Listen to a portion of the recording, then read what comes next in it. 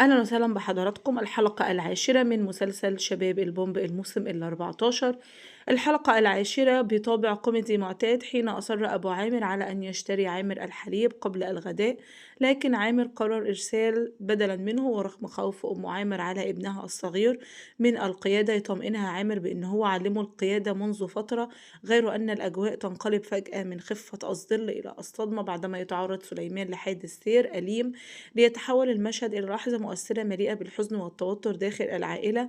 يظهر عامل في حالة من الانكسار والشعور بالذنب بعدما تحول قراره البسيط إلى مأساة غير متوقعة في حلقة حملت رسالة قوية حول المسؤولية وعواقب التهاون، حيث تتصاعد الأحداث داخل المستشفى بعدما يكشف الطبيب العائلة أبو عامر أن سليمان يعاني من شلل سفلي نتيجة الحادث الأليم.